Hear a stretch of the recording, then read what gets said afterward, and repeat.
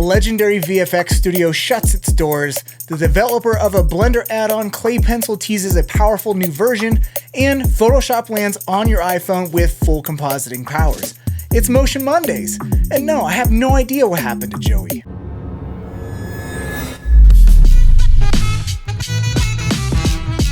Womp, everybody's favorite browser-based 3D modeling app that lets you goop shapes together, just added yet another awesome tool to their arsenal, the Draw tool.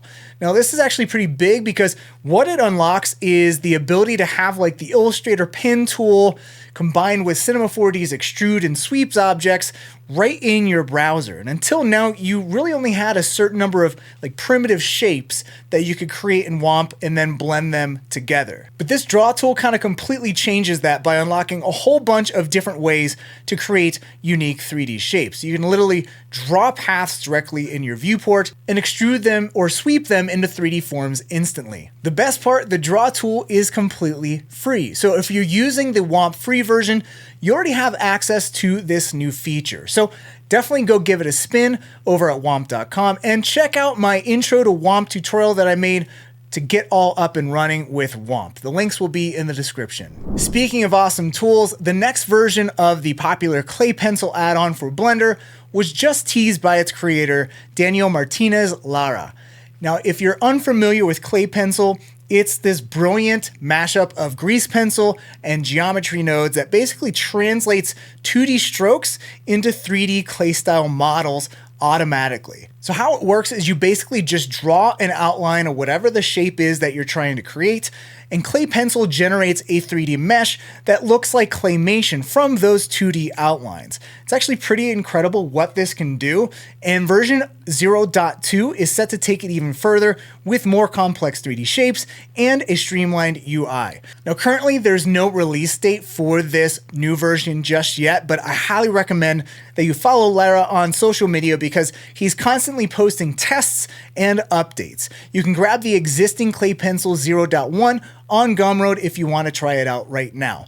You'll find a link to that in the description below. Now speaking of Blender, I just got done interviewing the director of the film Flow, which was up for some Academy Awards over the weekend. So the whole film was completely done inside Blender. It's pretty incredible, but look for that podcast interview to come out soon. The director Gins had some amazing insights into his process.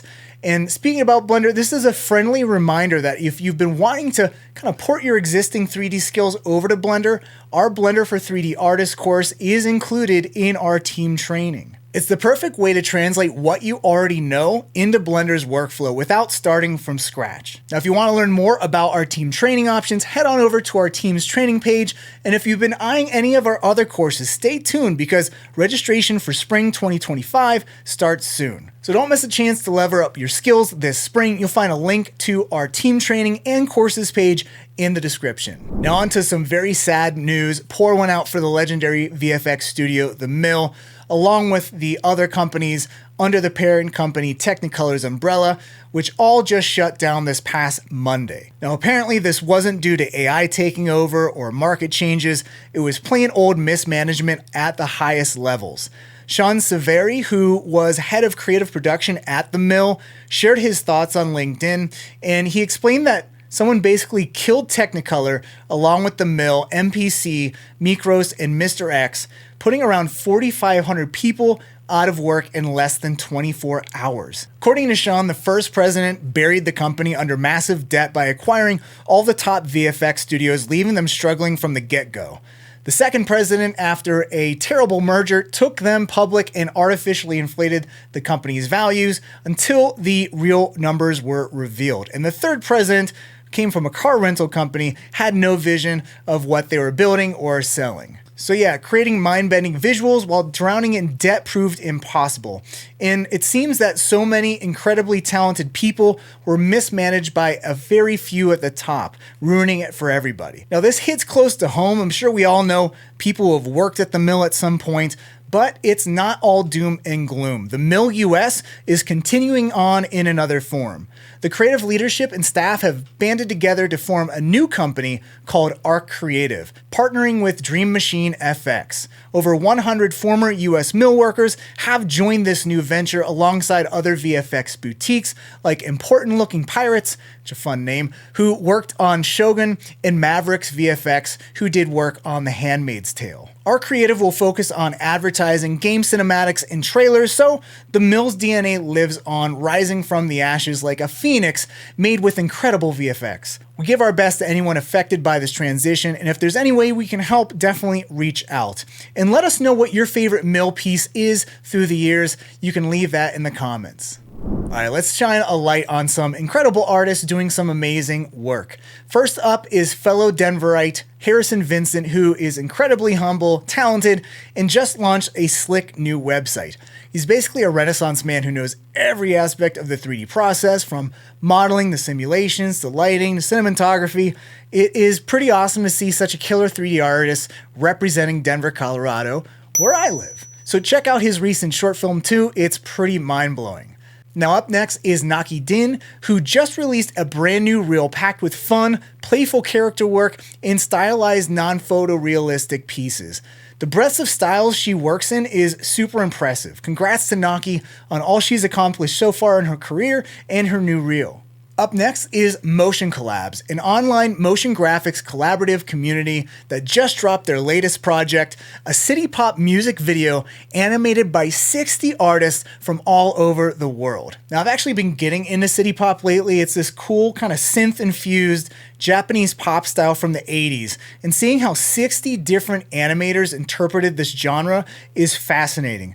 You can see all different 80s vibes filled with neon-lit cityscapes, tropical imagery, and pastel colors all throughout the piece. And if you're into city pop, definitely check out the music artist Night Tempo. They do some pretty awesome remixes. Next up, Motionographer has been highlighting studios from around the world with their Studio Stories series. And they recently featured Signif Inc., a Tokyo-based studio that I had the pleasure of meeting when I was in Japan last year. They've been open for 7 years and are doing some pretty incredible work that tries to break away from traditional Japanese aesthetics. While they do incorporate anime styles, they're also using VR, Unreal Engine, Cinema 4D, and they're creating concert visuals, music videos, and commercial work with all different types of approaches. So if you want to learn more, check out the Motionographer article on their website to learn more about this awesome Japanese motion studio and get a perspective beyond the whole Western bubble that we tend to live in. Now, last but definitely not least is Tendril Studio out of Toronto and Sao Paulo. They're behind the recent ESPN College Basketball Playoffs branding and are the absolute masters of simulation. Every single frame in their reel is a masterpiece of craftsmanship, lighting, and composition, and I can't tell you how many times I've referenced their work in our Cinema 4D Basecamp and Ascent classes. I mean, their liquid sims are just so smooth. They are a masterclass in 3D skills that artists should really strive for. So definitely check out their site at tendril.studio to see more, and be sure to check the show notes for all the links to all the artists and studios I just mentioned. Alright, moving on, Wonder Dynamics, the AI-powered VFX tool which was acquired by Autodesk last year, just debuted a new feature called Motion Prediction. Now, this is a big deal for anyone working with motion capture in VFX. So here's the problem it solves. When you're tracking a person's movement and say they go behind a tree or a bush, basically anything that blocks the person from the camera's view, traditional mocap systems will completely freak out. The tracking breaks and you'll lose all that data.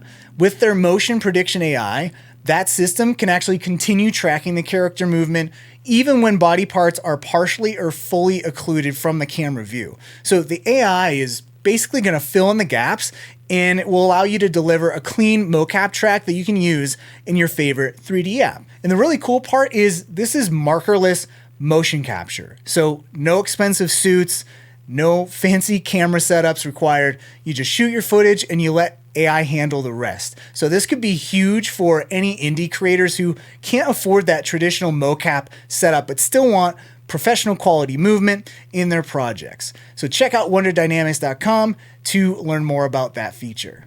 For fans of the idea of compositing on their iPhone and early onset carpal tunnel syndrome, rejoice! Photoshop's just dropped a major update to their iPhone app, and the best part is there's a free version for everyone. Now, this isn't just a basic color correction tool like it was in the past. The free version comes packed with Adobe Firefly's AI tools like Generative Fill and Generative Expand. Now, while these mobile tools aren't quite as powerful as their desktop counterparts, they're still pretty impressive for on-the-go editing.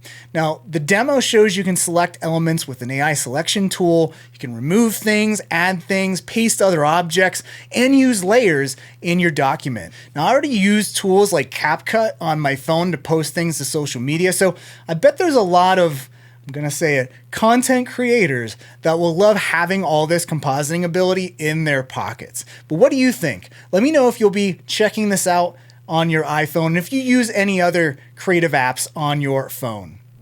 Our School of Motion student of the week is John Bootwell, flexing some serious animation skills on an assignment from our Advanced Motion Methods class with TA Mahmoud Fauzi. Now, this homework has some slick animation flow and killer transitions, especially with that cloud transition at the end. I mean, you can really see all those advanced motions in this piece, if I do say. The eye trace is on point, filling in the transitions to really smooth out all those transitions from different objects. The whole thing loops perfectly too, which is always impressive to see that. So great work, John, and lovely assist from Mahmoud.